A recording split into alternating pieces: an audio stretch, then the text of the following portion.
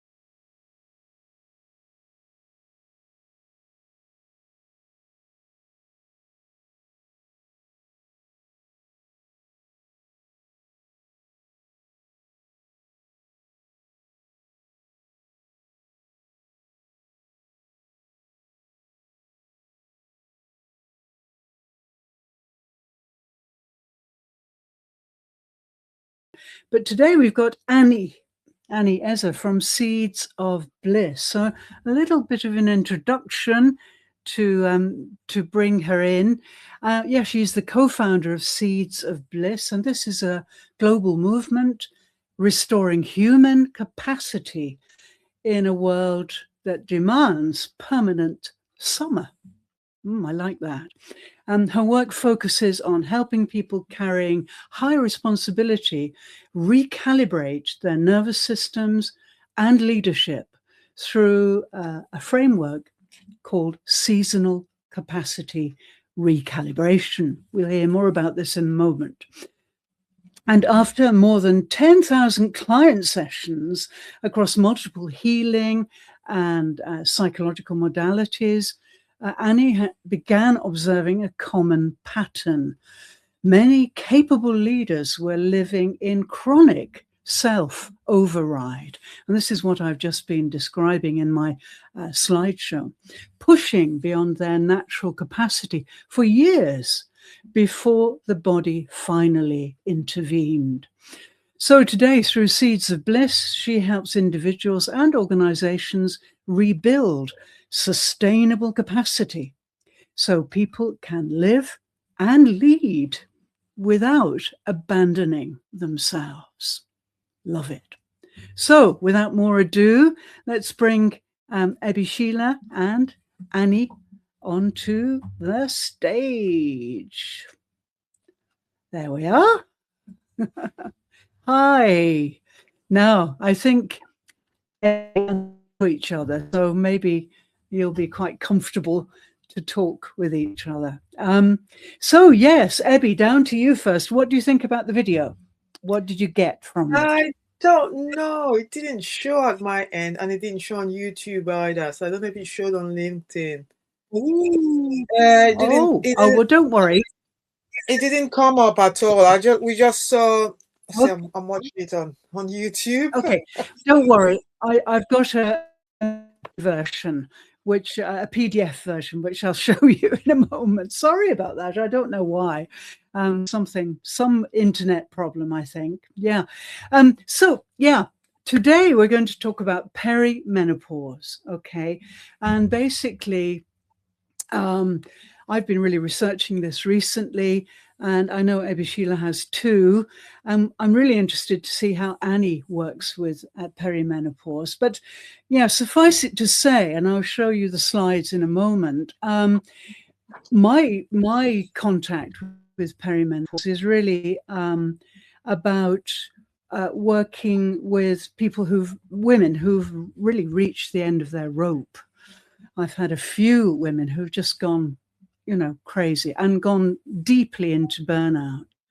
And this is so awful because not only do they have the kind of mental problems, but they have a lot of physical problems too. So perimenopause can be really grueling to recover from. And it's especially prevalent in workplaces now. And so we're going to be joining a panel next week in India. Northern India has got a lot of problems with perimenopause amongst the education sector. So we're going to be talking there. And so, yeah, I think women in workplaces are very much at risk because they just keep going and they have this incredible capacity to keep going. But then there comes a moment when they collapse. So over to you. Why don't you unmic and tell us how you deal with perimenopause? Hi, ladies. Sorry for my voice. I have a severe allergy. It's spring over here. Oh, oh. Poor thing. Thanks for having me. And it's really nice to see you, Lyndon and Ebi. I'm really happy to be here with you today. Thank you. Perimenopause is a very interesting period in a woman's life because according to our philosophy in Seeds of Bliss, which is all about cyclical living and seasonal capacity and how to restore seasonal capacity and listen to our bodies better so that we keep up with the real needs we have as whole beings, not just operating with the mind and overriding our seasonal capacity and our needs. According to that philosophy, that system, perimenopause is the absolute moment when the system stops operating in permanent summer. Women spend most of their lives being the reliable ones. They are holding things together in their career, in their families, in their relationships. People depend on them. Yeah, that's right. Women keep everything going, even when they are exhausted. Yeah, that's right. And it's like a social standard. You can't slip away from that standard. You can't do things in a different way if you want to feel like you belong and you deserve belonging. So there's a good chance for all the women here that they have been taught to ignore their own capacity, which is the first step. Yes. I think this question of capacity is really interesting. It's a word that's now becoming much more available to leadership people and so on. I've been talking to people about capacity this week a lot. I think that we can see women really starting to expand their capacity to look after other people very young. We can see, little girls of 5 and 6 starting to serve food to their fathers and, really taking on all of those responsibilities at such a young age. And so women do have this incredible capacity to love and nurture and, of course, give birth. And so increasingly now, I feel that as more and more women become leaders and global business owners and so on, they're in great danger. I feel they're at risk, really, because they will go on and on in this large capacity mode. Annie calls it the summer. Yeah, I like that. And they don't realize that their bodies are screaming and the signals just don't get through. One of the ways I work with this perimenopause is the vagus nerve. I'm a big vagus nerve fan. And I do believe that by encouraging whole body listening instead of just listening here, intellectual listening, if you like, but getting the whole body in tune with vibrations in the environment, we stimulate the vagus nerve. And the vagus nerve is the main biofeedback nerve from the gut to the brain.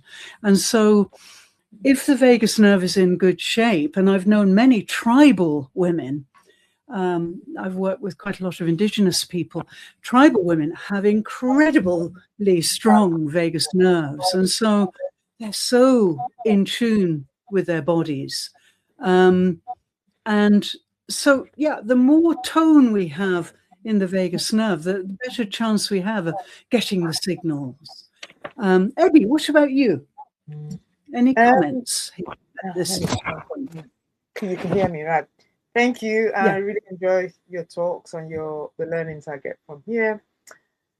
I think you hit the nail on the head by saying the vagus nerve and in tune with your body.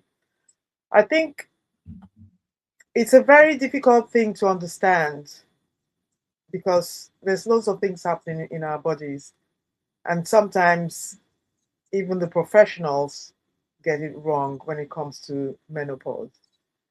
My experience is when I was in my early 30s, I had thyroid issues, and it presents exactly the same symptoms as perimenopause, menopause.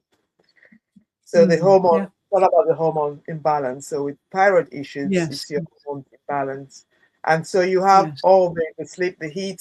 I didn't have the heat actually. I had the heat later on in life, but that didn't last long. But like the brain fog, the mood swings, the ID wobble, and even the period changes can happen with thyroid issues. And I guess with most autoimmune issues. So for me, when I was within that age of 45 to 55, I didn't see it as perimenopause. I saw it as thyroid issue. Right, And I see. my doctor also saw it as thyroid issues because I guess it is a very difficult thing to gauge. And I say, why is it that people in primitive societies don't have this issue? So there's something there where we need to research. And I know you said I don't know how the doctor coming in next week on the panel.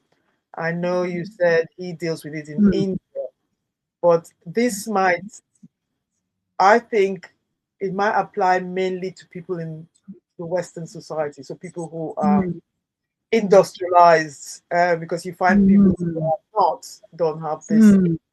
There's something there that we need to research. And like I said, in my case, I didn't recognize it as perimenopause because it's exactly the same symptoms of having an overactive thyroid, for instance.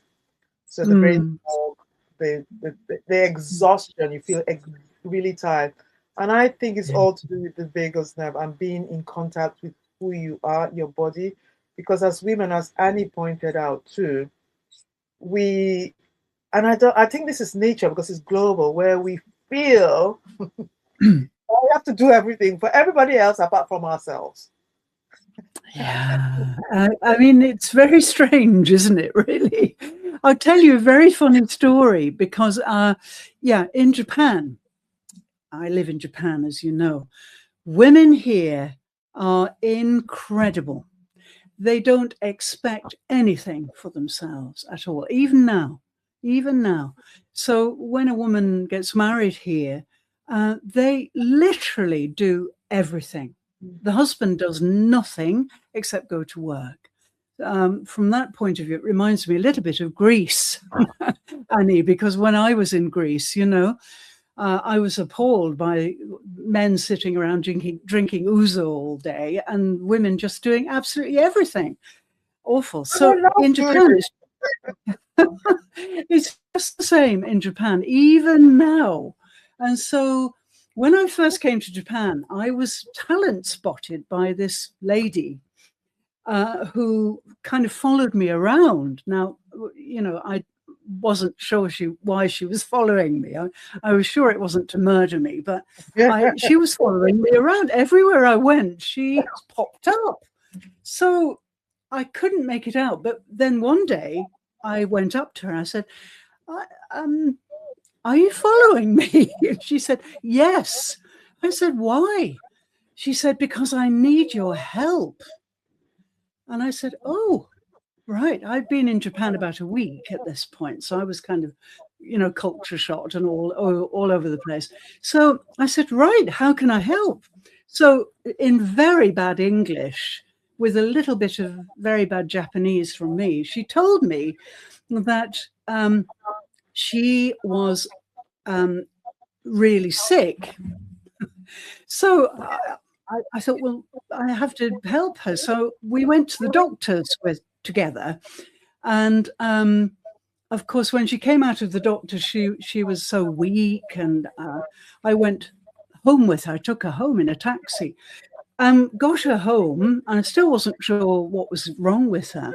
But when I saw her jump out of the chair I put her in to make her sit down and rush off to look after her husband who'd just come in from work, her 2 sons who'd dropped all their stuff all over the floor, run outside to put their bicycles under the bicycle shed because it was raining. Even in that state, she was doing literally everything. And I said, look, if you go on doing this, you're going to have real health problems. Tried to say that in kind of Jinglish, as I call it. Anyway, we became quite good friends, and she asked me to teach a group of women she knew, and all of these women were perimenopausal. And I'm really just recounting this, Ebby. I've just remembered it because Ebby and I were talking about this the other day, and I've just remembered this. So I taught this group. There were 8 or 9 of these women who were desperate to learn English. And they were all in various states. I mean, some of them were using fans, they were so hot. Some of them were standing up and down, sitting down again because they were so uncomfortable. Some of them were pacing around. You know, it was extraordinary. So I was exposed to this huge collective perimenopause.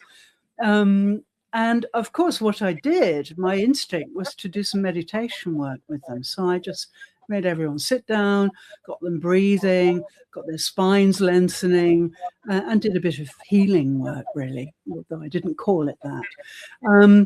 And they were much better at the end of the session.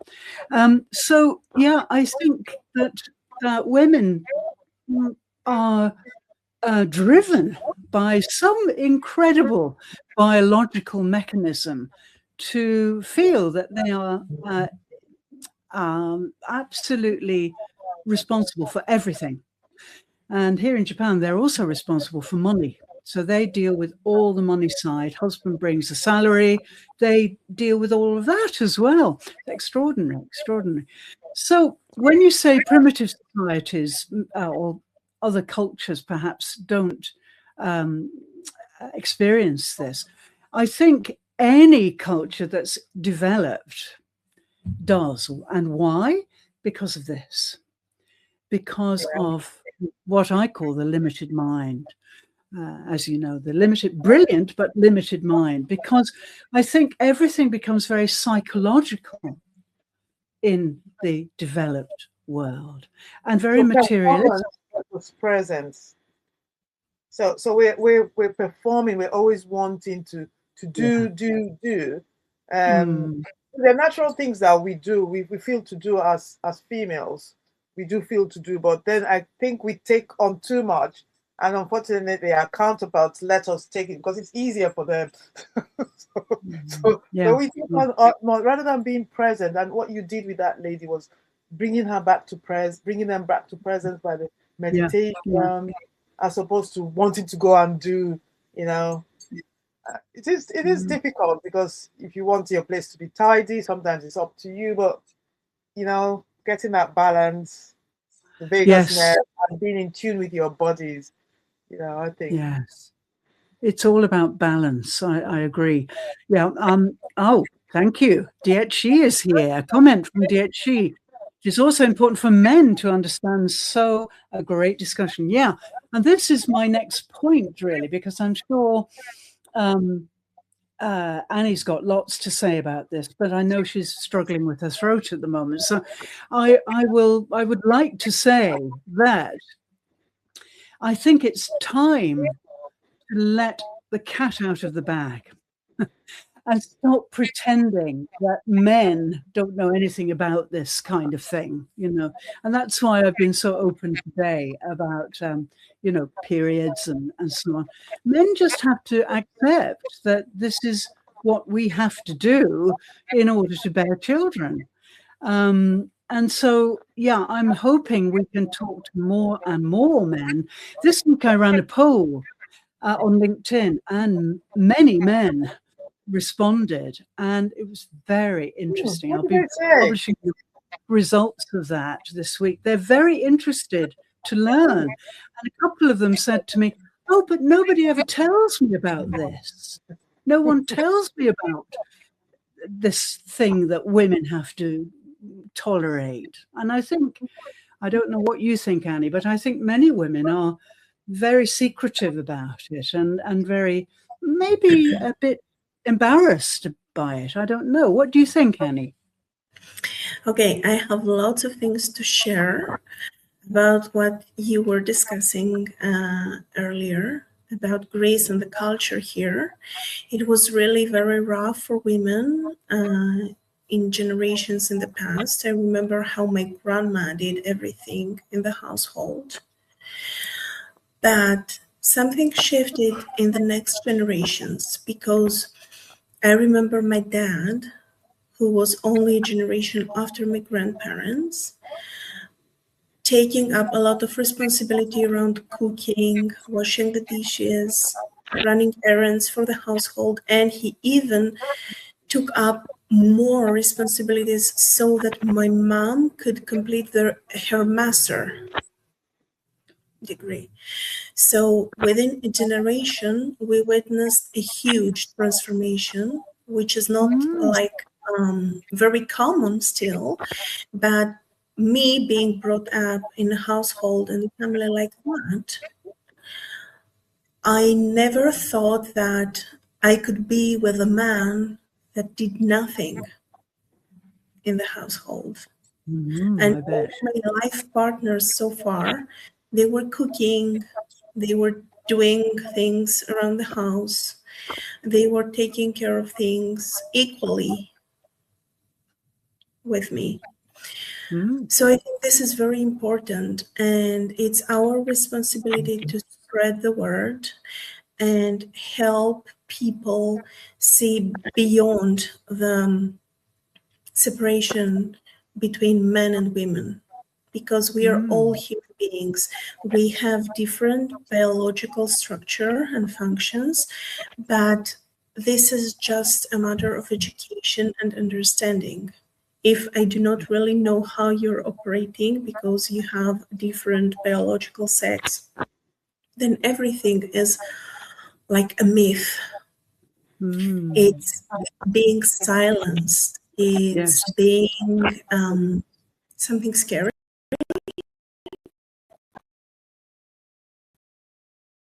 Something vague, allowed to ask about your sensitive issues, for instance. I think for many, many years, they were not even calling the period with its name. It wasn't a period. It was called something like the courses, I think. Yes, the courses, with other names. You know, it's not a menstruation, it's not a period, but it is. Call it with its name. Clarify the situation. Be open about that. If we want men to start understanding, because there are men that are very ready and available to start understanding and support women, we have to be open about that. Yes, I totally agree. Yes, like you. Well, not perhaps quite like you, but my upbringing was amazing because my father was my mother. My mother went out to work and my father brought us up because he worked from home.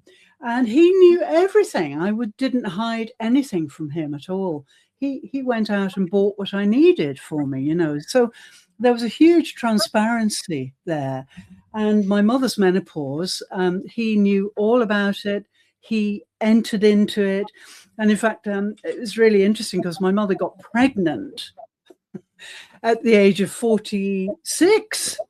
And had my sister, who is a different generation to me, and that was the kind, we thought that was the menopause, but it wasn't. She was pregnant, so that was an amazing thing.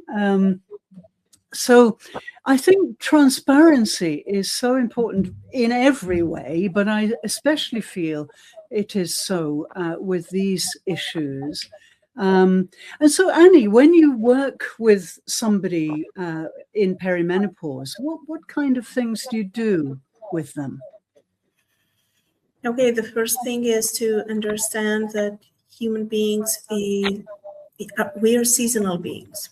We cannot keep operating in constant summer. It's like demanding a tree to bear fruit all year long. This cannot happen. Mm. Mm. So Nice. this is a pattern of chronic self-override, what I see in most women. And perimenopause can feel overwhelming, not because women are weak, but because the body is finally refusing to keep living in permanent summer. As you said before, health issues are kicking in. And we're very lucky if we have just light symptoms or just perimenopausal symptoms and not severe health issues, because this can also happen. Mm. So we work bringing together the body and the language, the communication between the mind and the body, the emotions and the mind, so that all the parts of our existence are working together, coming together for our highest and best. And then we have to accept that perimenopause is a period of winter, and there's nothing wrong with winter, because winter is the creative void when you are preparing to bloom again in the next season, which is spring. Nice. I like that. Yes. And I think this is very much how Indigenous people see it as well, from my experience with Australian Aboriginals. And maybe, Ebby, what about you in Nigeria? Did you ever kind of learn about the approach to it there? Because you were there for, how many years were you in? I left when I was 19. So I've been here, but I've seen mothers. But I talk about this as the polished mask, where I just think as women, like Annie said, we have to take the responsibility for the education, because people don't understand, and then we expect that we have to be in the other season, and so we put a lot of pressure on ourselves. But when the mind and the body are in sync, we learn to take a back seat. So if I take Nigeria, observing when I was there, living there, again, the women that are living in the cities are like the Western women. So there's that competition going on. I have to be at this level. I have to compete. So always the performance, always wanting to do everything.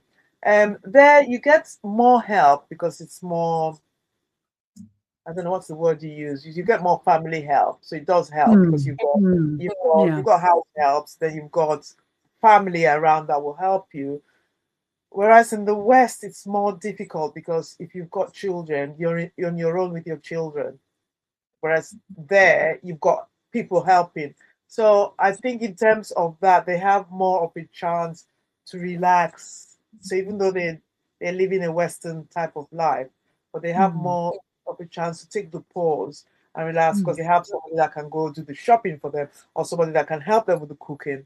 But when you're living in the Western environment, you're basically on your own doing it, and then you feel that you have to keep the house tidy, you have to perform at work, you have to look after your children if your children are still growing, and so it's go all the time. And like Annie said, during that period, it's okay to take a back seat, and maybe things will not be as you expect them to be. Maybe this thing will not be in the exact spot you want it to be, and it's okay for it not to be in that spot for that time, because otherwise you get the burnout. It is okay, and I think we need to take the responsibility and educate people, so our partners, the men in the office, because men, I think, are ready to learn, as you found from your poll, and as Annie has said, and there are men who are ready to help and understand, because it's not forever, it's just a season. And this too shall pass. Yes, that's right. That's right. Yes, I think that one of the most disturbing things that perimenopausal women experience is a loss of ID. Of course, ID is so important now, especially if you're a business owner. I'll tell you about the ID. The ID is a big, because during that perimenopause, a lot of your children are going to university or leaving home. And that's another emotion that comes into the mix, because it's kind of like, oh, my children have been dependent on me. I've been taking them to football matches. I've been taking them to this, and now they want to do their own thing, you know. So when I got to that area, I kind of thought, oh, nobody needs me anymore. So you go on, so many things happening, because there's things happening in your home, and then it's like the kids kind of think, oh, you know, I can just go out, you know. So it's all those emotions, and we need to have compassion. And I think it's that we don't have compassion for ourselves. Yeah, so your kids are growing up and they don't need you anymore. Yes, it's a great thing. Yeah, indeed. Yeah.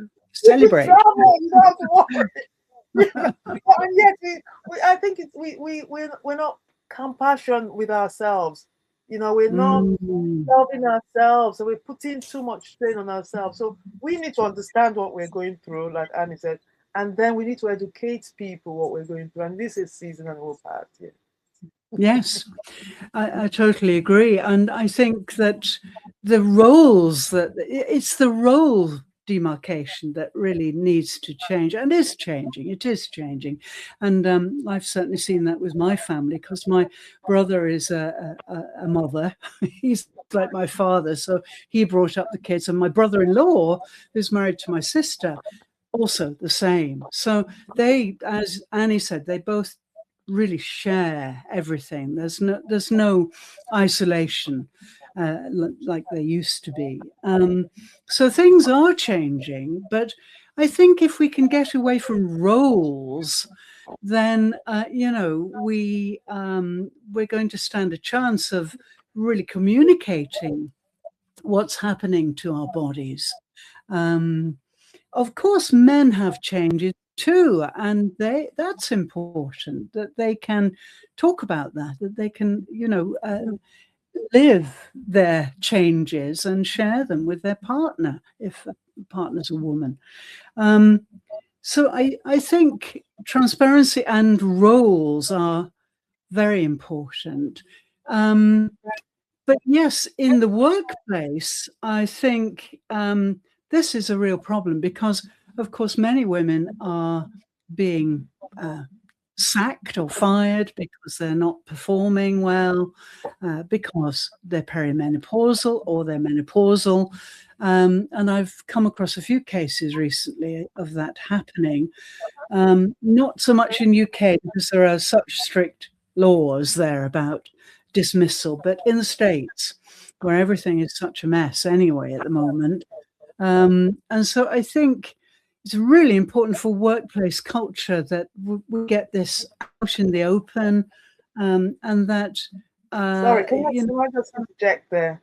I would kind of disagree in that I think as women we don't speak about it, and it's our responsibility. So if you're having those issues, if you spoke to your manager and then kind of had some sort of a discussion, so you're able to still perform.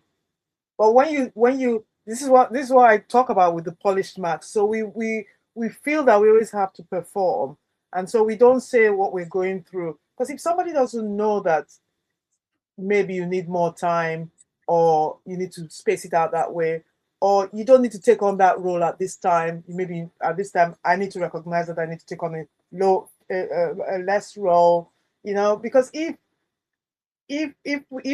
we don't, I mean, my daughter is in America, and she goes through stuff, but she still has her job.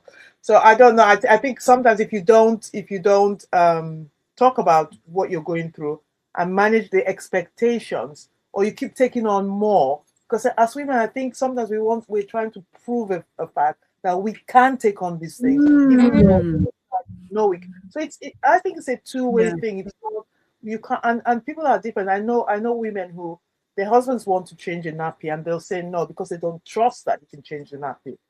So it's not about it's all individual, and I think it needs to be looked at and addressed. I don't know in the workplace how you do that, but if we start speaking about the education, both sides that will start to understand, and the woman will start to understand that she needs to talk about these things when she's going through these things, what she can take as loads in the workplace. Because if you're working in corporate, the bottom line is profits, and that there's nothing anybody can do about it. Because even if a man's not performing, he's going to go. So if she's not performing, she's going to go. But maybe that's not the time for her to take on that project. But she feels, well, because I want to be seen, I have to take on that project. So she takes on too much. So it's understanding of all sides, I think. May I chime in, because you're bringing up something very interesting, Abby. I think this Western linear productivity culture has a great cost in all areas, even in the profit that companies are so interested in. Because if you really want to make huge profit, you have to respect the seasonality of human beings. If you want them to be really productive at the maximum capacity, you have to follow the cycle. You have to follow their seasons. Otherwise, you're just pushing them, and they are trying to push through in order to maintain their jobs. But their productivity sucks anyway, because tiredness is piling up. And winter will kick in no matter what we are trying to do to prevent it. That's true. That is so true. In the end, the will suffer. Yeah, you're right. It's really true. So yes, it's a terribly important topic, and I think we need to talk more about it. And so we'll arrange that for the future. But yes, we'll be talking on this panel next week, and I think from what I hear about this panel, they are really making big changes in India, in northern India, about how women who have full-time careers are being looked after and being supported. So it's really quite exciting to learn more about that. Ladies, it's coming to our event. Our time has gone so quickly, and it's time to stop. And I know that Annie's not feeling 100%. So I'll bring this to a close.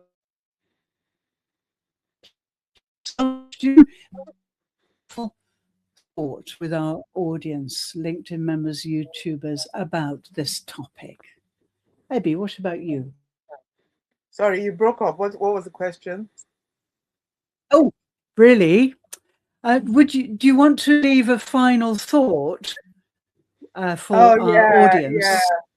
Yes. It's a great topic, and there needs to be education around it. We need to speak more about it.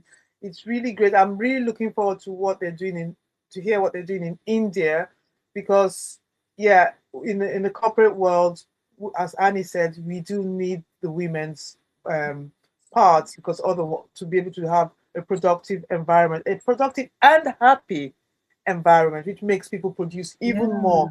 So you get even more profits, and getting the organizations to understand it is really great. So I am really looking forward to the conversation of the way forward. Good. Good. Thank you. And Annie, what about you? Okay, the final thought about today is just a comment, something to take with you. Remember that if you're the person that everybody relies on, then you're the one who feel the least permission to have limits and boundaries. Protect your personal space, set boundaries, and take care of yourself, because your life depends on it. Great. I totally endorse that.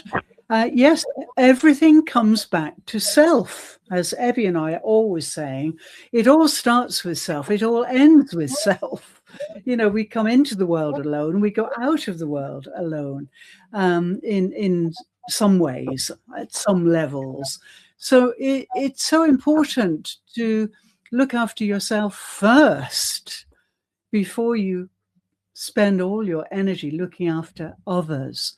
And that kind of sacrifice is something that I think is now changing, beginning to change, as more and more women start their own businesses, come out onto the internet, and so on. They are less willing to sacrifice themselves. So the future looks bright from that point of view. But transparency, of course, is so important. Just talk about it. Yeah, I urge you, invite you all to talk about it. Ladies, thank you much. Annie, I hope you feel better soon, and I hope Crete is lovely. It's amazing. We've had quite good reception given our distances apart. Not bad reception, really. And I hope we'll see more of you. Annie and I are going to collaborate in some way soon. And you're always very welcome to join us on the masterclass. So just let me know if you'd like to. Thank you very much, both of you. Thank you so much. Speak soon. Bye for now. Thanks so much, everybody. That was great. I had a little bit of internet problem, but not too much. So wonderful. If you have any questions or comments, please leave them under this window. I will leave you also Annie's details if you'd like to contact her and learn more about the Seeds of Bliss. You know Ebby, she's well known on LinkedIn. So contact her if you'd like to. And we'll see you next week. Now, next week we've got, it's week 9. I can't believe it, but it's week 9 next week. And we're going to be talking about ethical visibility practices again. We did this last cycle. Very important, ethical visibility. And I hope you'll join us again, same time, same place. The clocks don't go forward until the end of March, and so there's no problem with the transmission time.